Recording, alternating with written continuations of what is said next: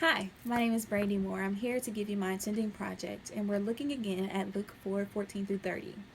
And so we're looking at the verses where we are explaining some different questions. We're looking at the good, the bad parts. We're looking at the interesting parts. We're looking at the troubling parts, and we're also looking at who's present and if God is present within it as well. And so we're looking at verses 14 through 15, where Jesus is now coming to Galilee and he's teaching and he's filled with the power of the Spirit. And so we're here in Galilee. We have God, we have the Holy Spirit, and we have Jesus. And the bad thing about it is that Jesus had just came from being tempted by the devil for 40 days and for 40 nights. And the interesting thing is that Jesus was so willing to come into Galilee and teach, even after being tempted for so long. And that's such a model for us today, is that we should be filled with the Spirit so much that we're willing to teach at any given moment. And so we move into verses 16 through 17, where now Jesus is coming to Nazareth. And the town people, they're excited. And he goes into the synagogue and actually reads the scroll of the prophet Isaiah. And he's teaching.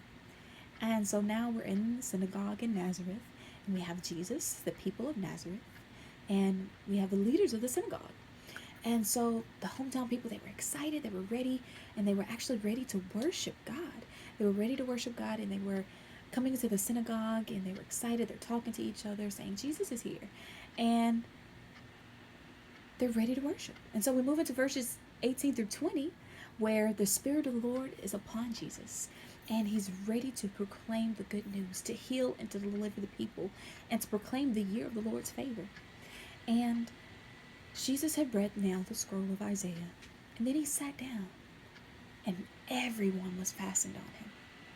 And so we're in the synagogue. We have Jesus, the congregation, the leaders of the synagogue, and the Spirit of God. And so the people are now attentive. They're willing to hear from Jesus and his teachings.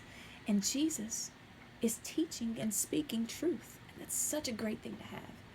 And the greatest thing is that God was upon him. The Spirit of God was upon him. And he was speaking through Jesus.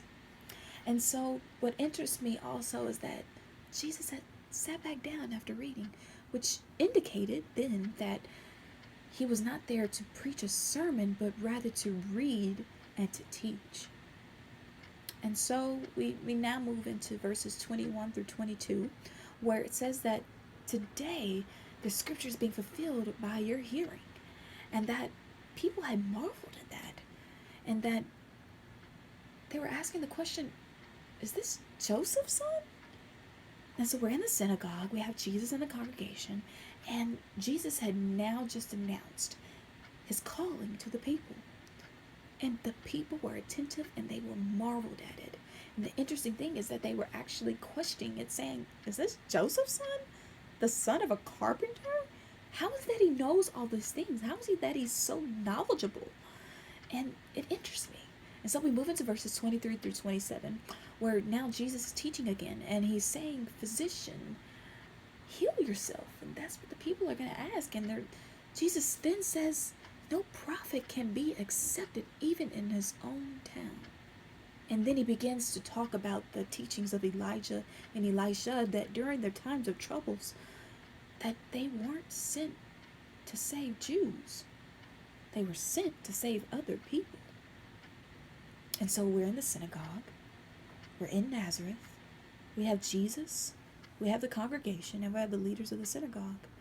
And Jesus had now insulted the people of the synagogue. And Jesus can't even be accepted even in his own town. And so we then move into verses 28 through 30, where the people are enraged. They have wrath upon them.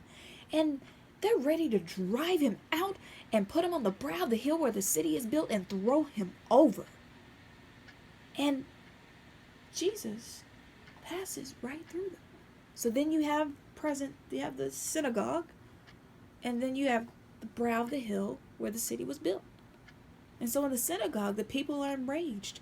They're rebuking Jesus. They're driving him out of town. They're taking him to the brow of the hill, and at the brow of the hill, God's present. And at that time, God is empowering Jesus.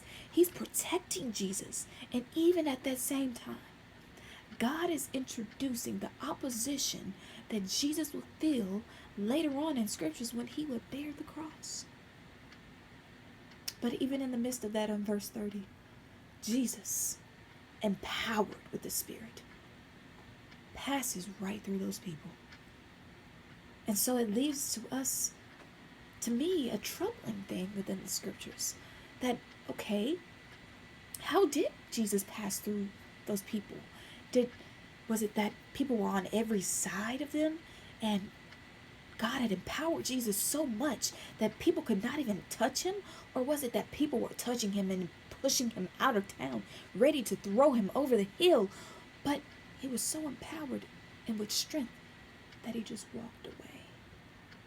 It's left to our imagination, and it's left to us to study.